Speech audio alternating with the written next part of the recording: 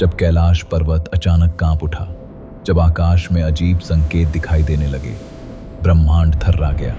और उसी रात महादेव के दर्द से एक ऐसी शक्ति पैदा हुई जिसे देखकर देवता भी कांप उठे। उस शक्ति का नाम था वीरभद्र। लेकिन यह कहानी सिर्फ वीरभद्र की नहीं है, यह कहानी उस दर्द की है जिसने महादेव के क्रोध को एक योद्धा बना दिया। कैलाश पर एक अजीब शांति रहती थी।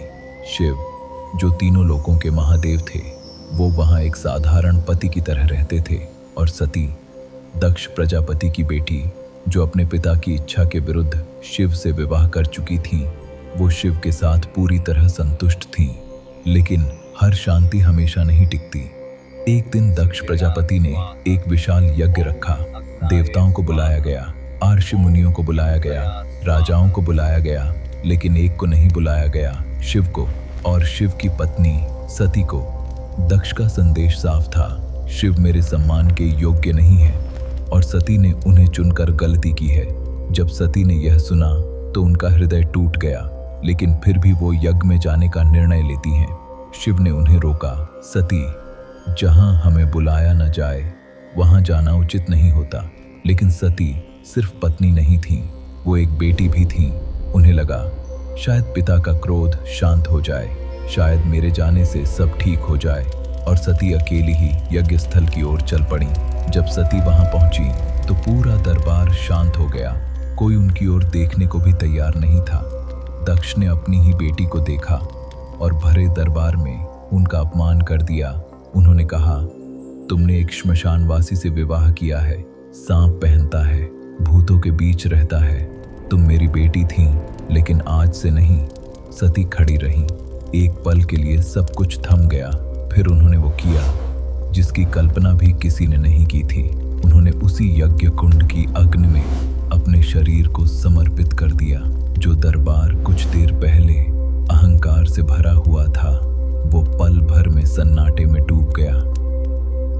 कैलाश पर शिव को सब पता चला और उस क्षण जो महादेव मृत्यु को भी वरदान दे सकते थे, जो तीसरे नेत्र से कामदेव को भस्म कर सकते थे, वो उस पल सिर्फ एक पति थे। एक ऐसा पति जिसने अपनी सबसे प्रिय चीज खो दी थी। ना कोई चीख, ना कोई आंसू, ना कोई शब्द, सिर्फ एक ऐसा मौन जिसमें पूरा ब्रह्मांड कांप रहा था। और फिर वो हुआ जिसने सृष्टि को हिला दिया। शिव ने अपनी जटाओं से एक बाल उखाड़ा और उसे धरती पर पटक दिया। धरती कांप उठी, आकाश बदल गया और उस प्रचंड ऊर्जा से दो शक्तियां प्रकट हुईं। पहली भद्रकाली और दूसरी वीरभद्र। वीरभद्र कोई साधारण योद्धा नहीं थे। वो महादेव का वह क्रोध थे जो अन्याय के खिलाफ जन्मा था। वो महादेव का वह दर्द थे जिसने रूप ले लिया था। जब वीरभद्र यज्ञ स्थल की ओर बढ़े तो देवता भयभीत हो गए। आकाश में अशुभ संकेत दिखाई देने लगे, हवा भारी हो गई और यज्ञ स्थल पर बैठे लोगों को समझ आ गया कि अब अहंकार का अंत आने वाला है।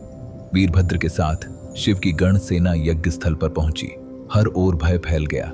दक्ष छुपने लगे, देवता पीछे हटने लगे और फिर वीरभद्र ने दक्ष को खोज निकाला। दक्ष का अहंकार, जो अब तक शिव का अपमान कर रहा था, वह वीरभद्र के सामने टिक नहीं पाया। वीरभद्र ने दक्ष का सिर काट दिया। वही यज्ञ जो शिव के अपमान के लिए रखा गया था, उसी यज्ञ की अग्नि में दक्ष का अहंकार समाप्त हो गया। लेकिन कहानी यहाँ खत्म नहीं होती, क्योंकि शिव सिर्फ क्रोध नहीं है, शिव करुणा भी है। जब तबाही शांत हुई तब ब्रह्मा और देवताओं ने महादेव से विनती की। उन्होंने कहा, महादेव, अन्याय हुआ है, लेकिन अब इस विनाश को रोकिए। और तब शिव ने वह किया जिसकी उम्मीद शायद किसी ने नहीं की थी। उन्होंने दक्ष को जीवन वापस दे दिया। दक्ष को बकरे का सिर देकर पुनर्जीवित किया गया। जिसने अपमान किया था उसे भी शिव ने क्षमा कर दिया। जो क्रोध था वो करुणा में बदल गया। यही शिव हैं, तांडव करने वाले भी और क्षमा करने वाले भी। अगर यह कहानी आपके दिल को छू गई तो कमेंट में सिर्फ 3 शब्द लिखिए, हर हर महादेव।